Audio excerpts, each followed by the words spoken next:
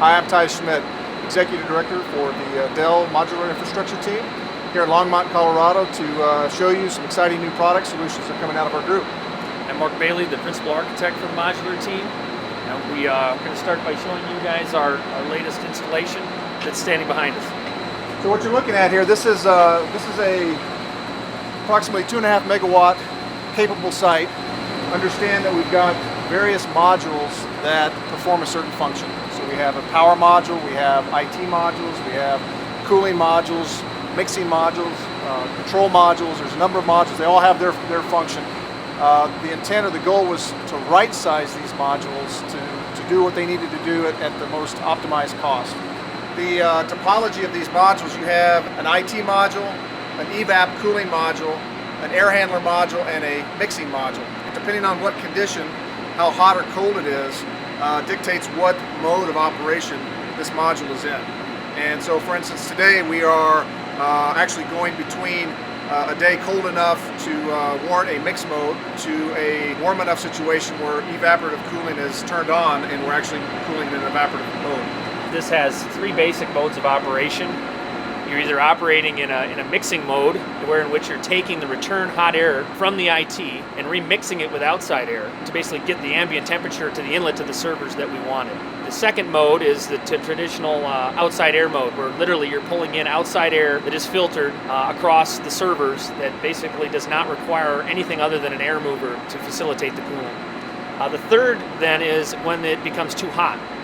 And what this customer selected and what we've now deployed for them is a direct evaporative type of cooling, where in which we ultimately are using a type of swamp cooler technology to remove energy from the air and thereby reduce the inlet temperature from the outside to the servers.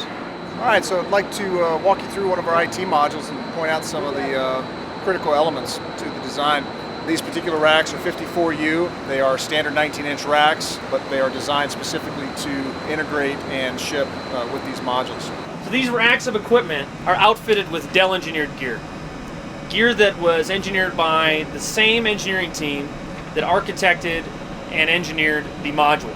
So what we have is we have a fully vertical solution all the way from the actual IT itself to the modular data center. What that allows us to do is remove fans from the systems themselves. So in each of these racks, there are no fans in the servers. The only fans that are present are in any networking gear that would require them. What that allows us to do is that allows us to remove that burden from each server and apply it to more IT in our module. So effectively what we're doing is we're making our modules more power dense and removing elements that decrease efficiency. So by not having fans at the small scale, what we're doing then is utilizing fans at the large scale or in our air handler. So we're standing in the hot aisle of the legacy module that holds a vast array of different types of IT and compute gear. What this customer wanted was they wanted to have a specific type of power at each rack and a specific power density. In this case, 400 volts taken directly, 400 volts three-phase taken directly to each rack and distributed at 235 directly into the gear. The custom rack that Dell has integrated into our IT modules does accommodate up to 4 traditional 56mm wide PDUs. It can accept various vendors' types of PDUs, and they all mount with the traditional and standard type of mounting features.